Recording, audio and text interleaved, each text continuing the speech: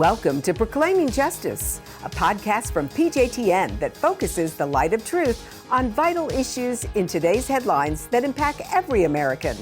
I'm your host, Laurie Cardoza-Moore, founder and president of Proclaiming Justice to the Nations, and I'm here to educate, motivate, and activate you to action. I want to arm you with the truth and the facts you'll need to fight and preserve our constitutional republic and uphold the Judeo-Christian values our nation was founded upon. Welcome to Proclaiming Justice, a PJTN podcast where we shine the light of biblical truth on vital issues from today's headlines that impact every American, Jew and Christian, people of faith, and people of conscience. I'm your host, Laurie Cardoza-Moore. On this week's podcast, we're going to continue our conversation about critical race theory and its impact on our judicial system.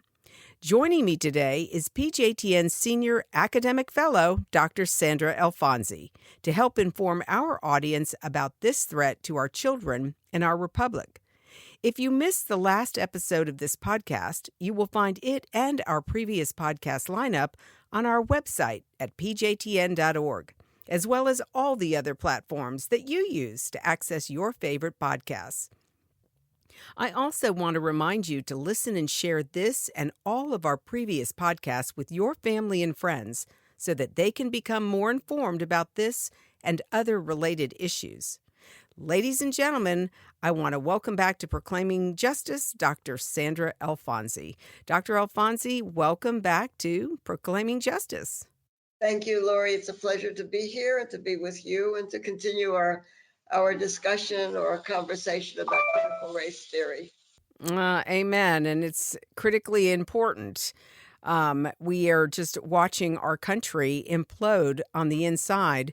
And we're going to continue this conversation because not only are our children being indoctrinated with this propaganda in the classrooms, but now even our schools of law across the country. So let's continue this conversation and let's talk about the impact it's having on our legal system, especially as it pertains to the law schools. And Dr. Alfonsi, you sent me a great article this week that I want to talk about, and I want it to be the central part of our conversation today. And ladies and gentlemen, I just want to tell you that there's a lot of information that we need to unpack for you, and this is new information that Dr. Alfonsi made me aware of.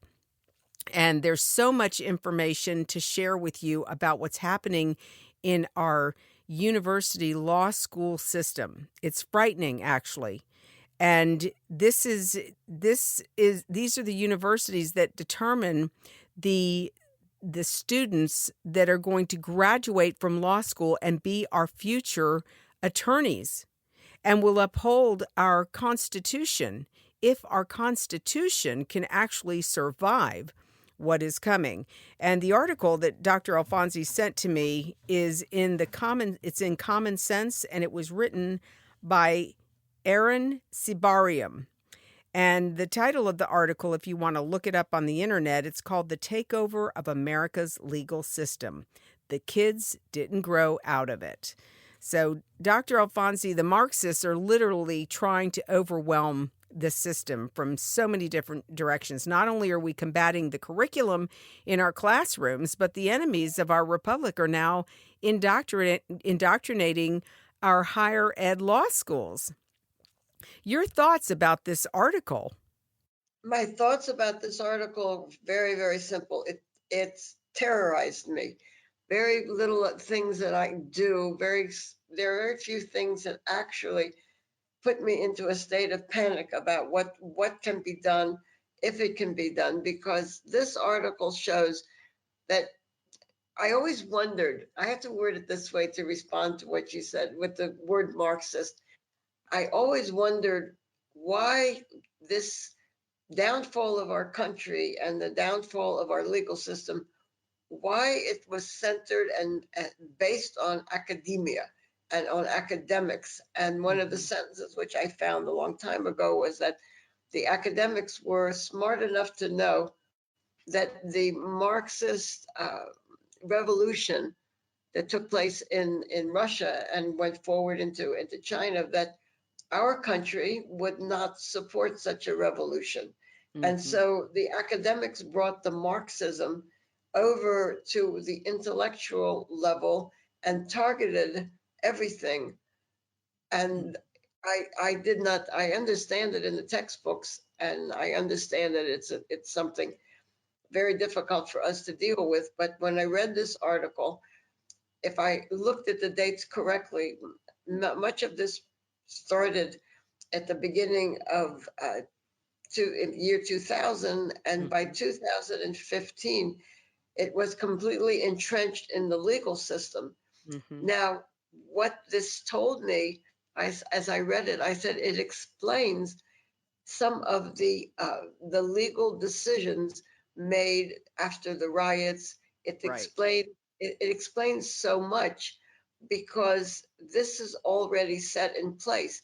Mm-hmm. It's taking a longer time to to take over the school system, because that's K through 12, and you have to do it based on the ability, not so much in the textbooks as in the material given to the teachers to teach. But this is something completely different, because Yes. our legal system has been not, it's beyond infiltrating. It is beyond infiltrated. Our legal Mm-hmm. system has been taken over by academic Marxism Mm-hmm. and critical race theory. Actually, it was named in the 1980s. That has now become the the the force that is Mm-hmm. critiquing the principles of justice in this country. Right. And, and that I find it's very, very difficult, because we're not looking at textbooks, Laurie. We're looking at Mm-hmm. the legal system. We're looking at some of the finest law schools in the country, That's and correct. we're looking at what has, it's beyond corrupted. It has totally taken it from the inside out, Mm-hmm. and it has put the Marxist theories Mm-hmm. at the basis of the in the law schools. And I did not. I still go back to George Floyd's, uh, what everything that went on, and all of the rampage in California. And I Mm-hmm. said, how is it possible that the punishment for these crimes, and it's minimal. And Mm-hmm. now I understand this, and I Right. find it very difficult. Hmm. Well, it is literally a Marxist takeover from within, as you said. You sent me this article by Aaron Sabarium, who wrote this groundbreaking piece on how the legal system in America is at risk of becoming a totalitarian nightmare. That was his words in the article. When we see law schools who are training our future legal leaders in an adversarial legal system to ensure both sides of a dispute were represented, but now with the politicization and tribalism on campus, the expectation of justice and neutrality is being threatened. I mean, our very Constitution is hanging in the balance with this. We have created a culture where race, gender, and identity are more important than due process and the presumption of innocence and the rule of law. And of course, unbeknownst to many, this critical race theory, as you mentioned, has been around since the 1980s. So they have already infiltrated the mindset. And what began as a critique of neutral principles of justice became mainstream in America's law schools. And something we thought was just being peddled by a couple of students on campuses across the US, this has become mandatory. In fact, in that article, it it it stated that starting this fall, now listen to this, ladies and gentlemen, Georgetown Law School will require all students to take a class on the importance of questioning the law's neutrality and assessing its differential effects on subordinated groups. But these law schools are not the only ones.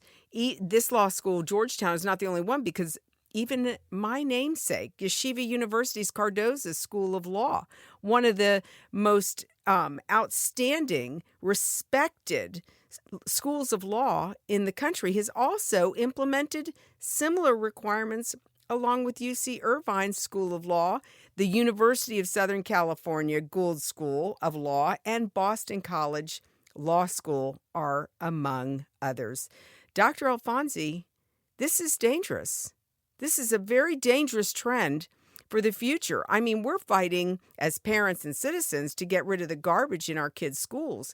But now we've got students that were graduating from law schools who are going to um, just having this type of knowledge and training and background, they will challenge our Constitution and the constitutionality of our laws. I I think that to put it to explain it in my perspective, that we have a huge problem with what is being taught in the law schools. Yes, I agree from this article. But I think that the greater threat to the United States, to us, to the Constitution, all of that is coming from the law firms themselves, because the law firms are not hiring those who are trying to uphold the Constitution. And so I Good think that point. that is the first threat that we have to look at. We have to look at because it was in this article. It quoted some very, very high-placed lawyers, including Alan Dershowitz, lawyers that have taken early retirement. They have not been fired. It isn't that. They have taking early retirement because they cannot adhere to, and they refuse to adhere to what this country has become, and therefore, there's one quote that when I get to it, I really wanted to speak to, is that he was told to his face that he's old and he's white, and he's one of the reasons for the problems. And when I read the exact quotation, I said, well, this is where we are at this moment. And what we're looking at a legal system, we're looking at law schools, and we're looking at the leading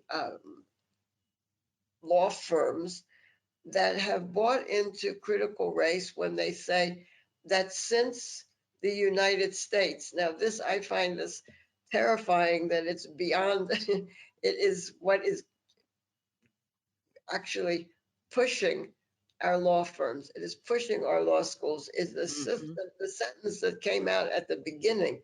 And that sentence came out from Black Lives Matters before it came out from the critical race theorists, that since our country is systemically racist, and this is what they say, since Right. it is systemically racist, and since racism, therefore, we're looking at a theory, we're looking at critical race, critical race theory, we're looking at that. And I found from everything I've been reading that they are one of the strongest users of the word therefore. They make their own linkage, and that is a very dangerous policy. Since therefore, since the United States is systemically racist, racism is therefore in the country's political, legal, economic, and cultural, and education must be included there, institutions. Therefore, there is no such thing as neutrality. And the neutrality is the basis of you are innocent until proven guilty. None of that exists. And this conviction that therefore, the only way, neutrality, the conviction that the system should not seek, quote, to benefit any one group, camouflage and compounded that racism. And I said, what is that really? What am I looking at? And I found now a new word. Now with critical race theory, the only way to undo this is to abandon quote, the pretense of neutrality and to take on being unneutral. Mm, That is the mm, deconstructing. Critical race mm, theory deconstructs, and that to become unneutral is a deconstruction of the whole idea of neutrality. mm. Wow, that's a very good point. It's not just these universities now. Even the American Bar Association is requiring all accredited law schools to provide education to law students on bias, cross cultural competency, and racism. So the very association that certifies and approves these attorneys that come out of these universities is also buying into this. I mean, it is completely infiltrated the whole system. And that's in addition to of course, to the mandatory legal ethics class, which must now instruct students that they have a duty as lawyers to eliminate racism. I mean, this is absolutely crazy. And so the American Bar says, and what's really astounding to me, Dr. Alfonsi, is that the American Bar Association voted 348 to 17 to adopt this new standard. Only 17 were opposed. That's very frightening. And since 1980, yeah, It, it's been it reflects something, Laurie. We've said, and I said years ago concerning the textbooks, that we are going to be fighting an uphill battle because parents are going to be afraid that if their children give the correct answer, they are Mhm, going to be punished. They will be failed. They will have mm, what we used to call a black mark on their report card, and this will follow them when they get out of high school into college. And the mhm, university, the same thing happened. We said, what how are these students who need to graduate with something higher than a 2.0 C average to go on to get, let's say grad school or get a good job, how are they going to quote unquote buck the system? Those were the words we used to use right. because we really didn't know what else to call it. But now when I look at this, I think it's much greater than that, because Mhm, at the other end, they no longer will know what they won't know right from wrong. The right. legal system itself, the everything, if we look at the vocabulary that the critical race theory is giving us, we have to be anti-racist, and it Mhm, doesn't mean, it means that what we are racists, and therefore those who support critical race theory, they belong to the anti-racists. They mhm, therefore they can't support the legal documents that we have, um, because the whole concept, the legal concept of neutrality, because we mhm, are racist systemically, mhm, we have to support unneutrality. right. So when we look at that, we are in a terrible, terrible position. And it's not surprising that there were only 17 who were brave enough to vote, because the American Bar Association, Mhm, 48 to 17, as you brought out, nothing surprises me, because we trained our children, and parents are not wrong. They knew that their children were in danger if they bucked the system, and they said it doesn't right. matter. Just parrot back what your teacher says. Well, now Mhm, you fast forward to them being out in the real world, and you say, how did that legal decision, where did it come from?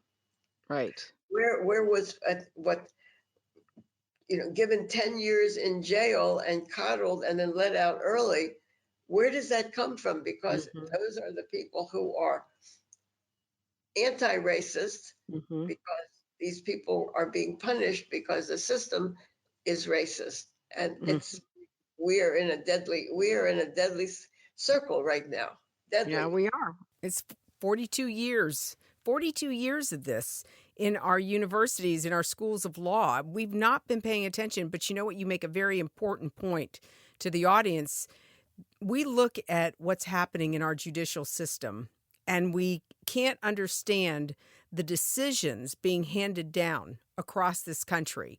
It boggles our mind. We've counted on the Supreme Court of the United States of America. We count on our state Supreme Courts. We count on the district courts, the federal district courts, all the way down to the local circuit courts. We count on them to make sure that our Constitution is upheld, our laws are upheld. And now we come to find out, now it makes sense. Now, as we look at the decisions handed down, we say, okay, now we understand why. This has been a process in the making for over 40 years. And we're basically, ladies and gentlemen, what we're looking at is if trial verdicts do not align with the new politics, they will be seen as hate and illegitimate legal order. I mean, it's just, this is very disturbing. Here's another example, Dr. Alfonsi, I want to throw out there. Another university at UC Santa Clara School of Law. The administrators, now this is not the professors, this is the administrators of the university, the law school, emailed students stating that the acquittal of Kyle Rittenhouse, and you all remember the 17-year-old who killed 2 men and wounded another during a riot in Kenosha, Wisconsin, was, quote, further evidence of the persistent racial injustice and systemic racism within our criminal justice system. That's outrageous. This is UC Santa Clara School of Law. At UC Irvine, the university's chief diversity officer emailed students that the acquittal, quote, conveys a chilling message. Neither Black lives nor those of their allies matter, close quote.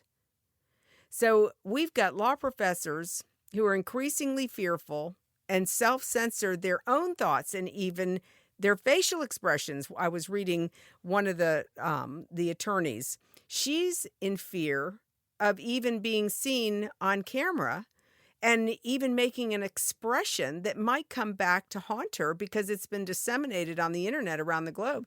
And somebody may at a later date try to use it against her or any other professor or any other attorney who is opposed to this.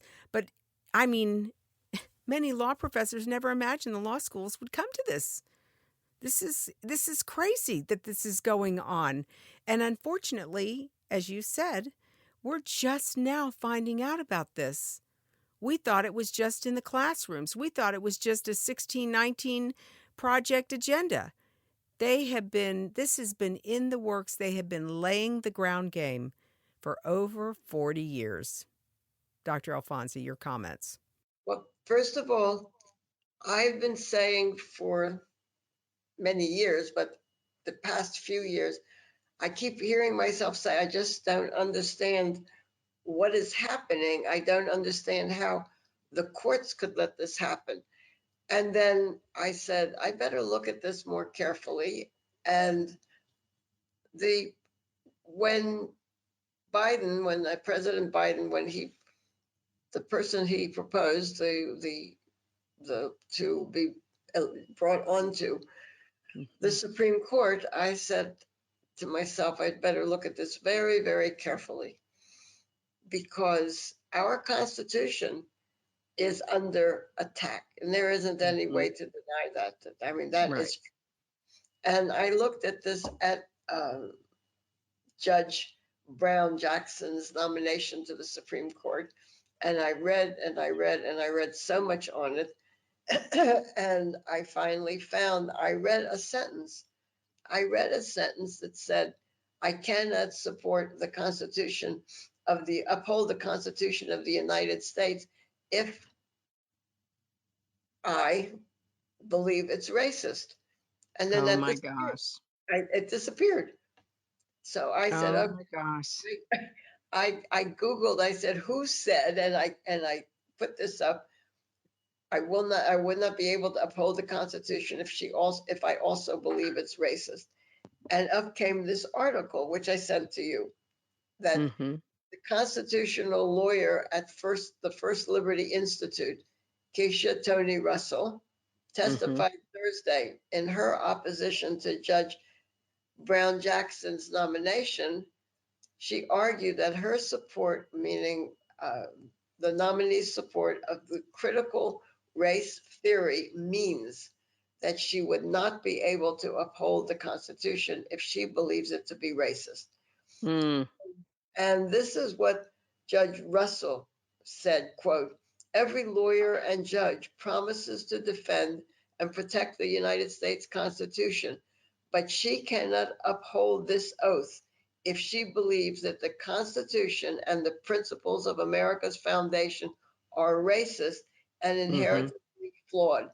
Neither can a Mhm. judge remain impartial and administer justice independently if she upholds a philosophy that correcting racism requires affording privileged classes less justice than the oppressed classes, end quote. And Mm. I read this and Mhm. I said that Keisha Tony Russell, the constitutional lawyer, Judge Russell, is Black American, just as the Judge Brown Jackson is Black American. Therefore, Mhm. this is not this is not the oppressor bringing down the oppressed, because they are the same. They are Black, they are well educated, and Keisha Tony Russell is very educated, and Mhm. she is a constitutional lawyer, which Mhm. makes her in the endangered species. And this is Right. what, and yet they, our Supreme Court, and then our Senate, our governing body in Congress approved a an activist, anti-constitutional CRT supporter, Black Lives Matter supporter, and brought her on, and with knowledge forefront that she will not support the Constitution. And therefore, we have the enemy within, not only within the schools, not only within the law schools, in the not only State in the legislatures. state Yes. legislature, and sitting there in the Supreme Court.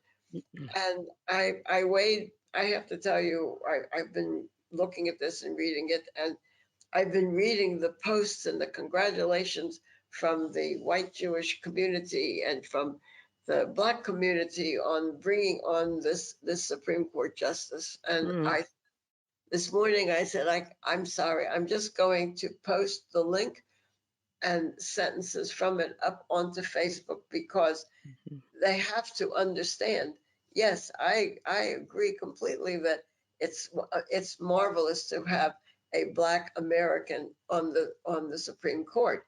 I think it's very nice if you would have a Jewish American on the Supreme Court. I would think it's even better if we would finally find an American who is an American and replace those who are not. So Right. I find this Mhm. very, very dangerous, because the other thing is that all of the promotion, and we have to look at the vocabulary. She is not being spoken of as a Black American. She has been being spoken of as an African American. She is not Mhm. African American. This is the language Mhm. of Black Lives Matter that Right. keeps the United States presented as a slave nation, and it takes away the fact that we are white Americans, we are Black Americans, we are all different, but we are first and above all Americans. And she is now, she has been brought on, but she is being promoted as African American. And what bothers me is that some of my Black friends, really from many years, when especially one in particular in the Poconos, who stood so staunchly and said to my face, I am not an African American, I am a Black American. They are now congratulating the fact that we have an African American uh, Supreme Court justice. And I thought, how has this brainwashing Mhm. taken over? Right. And it's not even subtle any longer, Laurie. It's Mhm. not subtle. And when you have that, but I'm hoping I can find the video of her with President Biden when he was congratulating her, and she made a speech. She referred to herself as the first Black American on the Supreme Court, and I must What? find, because I said she's referred What to about herself Clarence? as Black of America. Yeah, what about Clarence Thomas? What is he? Oh, he's Uncle Tom. Oh, he's definitely Uncle Tom. He doesn't fit within the mold. He's not promoting the CRT. I will tell you in terrible language, not it's not bad language. He was referred to as an Oreo cookie. Mm-mm-mm.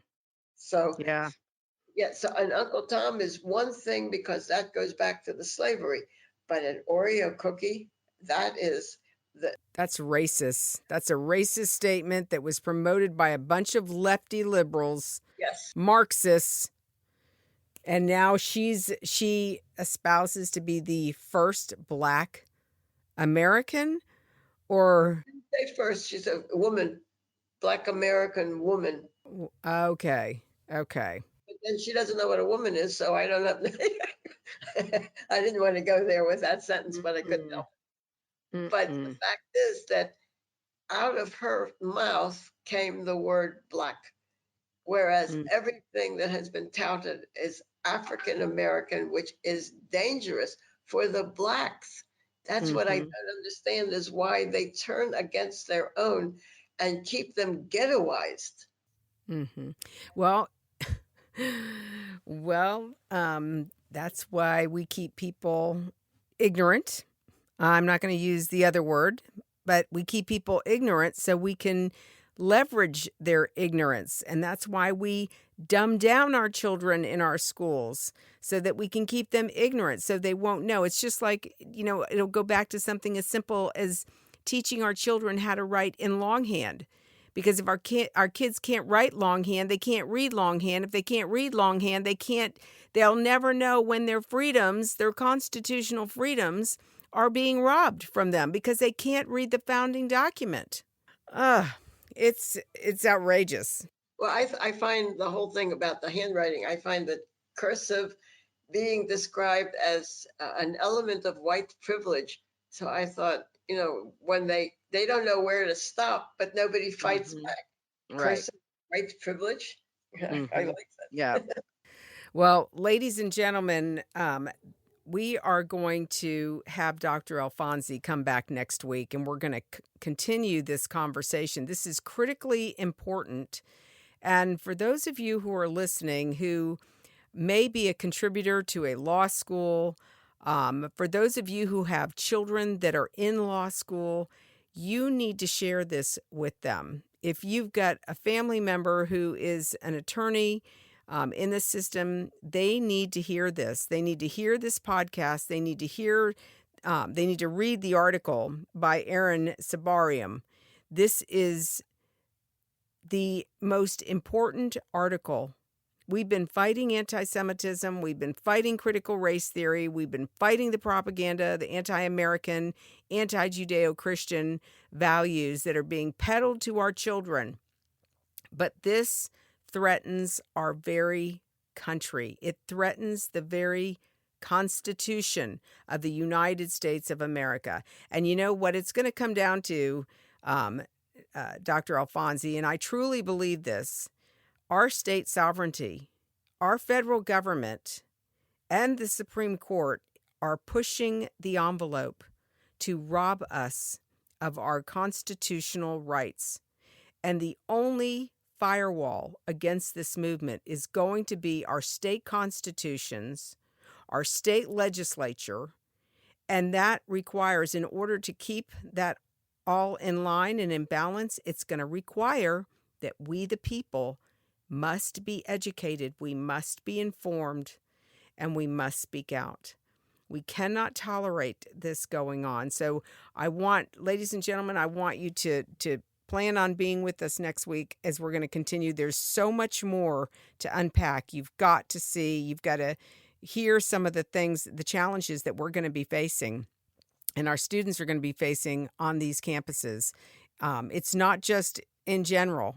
It's our law schools have been targeted for over 40 years. And, you know, I'm looking forward to reading more on what Alan Dershowitz has to say about this, because it's an outrage that he was targeted. He is one of the most respected premier constitutional attorneys in the country. And now for him and his positions, his values to be challenged, his knowledge of our Constitution to be challenged, it's appalling. So, ladies and gentlemen, again, I want to thank you for joining us. I want to encourage you to go to our website to learn more about how to take back local control of your children's education. Ultimately, as I said, it starts with you. It's us. It's we the people. Ladies and gentlemen, the Calvary is not coming to save us. We are it. And it requires that we be educated and informed. If you are interested in hosting a summit in your community to help educate, motivate, and activate your county to flip your school board, now is the time to do it. This is an election year. Now is the time to act. And I hope you enjoyed this program. I hope you learned a lot. We will post this podcast on our website and all of our podcast platforms so that you can share it with your family and friends. As PJTN Watchmen, we have a biblical mandate, ladies and gentlemen, to stand against the ungodly rising Marxist threat that is destroying this nation and threatening our Judeo-Christian values, and we cannot remain silent. God warned the prophet Ezekiel about the responsibility of the watchman, and as a watchman, you can sound the alarm and warn others by simply sharing this podcast with your family and friends. So please share and like this podcast to help sound the alarm in your county. We're going to win this country back, ladies, from the grassroots up. It's going to be county by county, state by state. And Dietrich Bonhoeffer reminded us that silence in the face of evil is itself evil, that God will not hold us guiltless. Not to speak is to speak, and not to act is to act. In closing, don't forget to join us for next week's podcast as we continue this conversation about combating the rise of anti-Semitism, taking back local control of our communities and our children's education, and taking on critical race theory. I want to also remind you that if you have not signed up to become a PJTN Watchman, you can help support this effort and more programs like this for just $20 a month. With your generous monthly donation, you can ensure that PJTN remains on the front lines and in the headlines, but we can't do it without your faithful prayers and financial support. I hope that you will prayerfully consider supporting our mission as we educate to activate Christians, Jews, and all people of conscience to stand on the front lines of this all-encompassing war. I just want to leave you with a sobering statement by Abraham Lincoln, when he said the philosophy of the classroom in one generation will be the philosophy of government in the next. God bless you, and thank you for all you do on behalf of our Jewish brethren, the State of Israel, and these United States. Thank you again for joining me on this edition of Proclaiming Justice. Please share this podcast with your family and friends. For more information about how you can get involved, please visit our website at pjtn.org. As a PJTN Watchman, you can help us keep up the fight to preserve our freedom for our children and their children for such a time as this.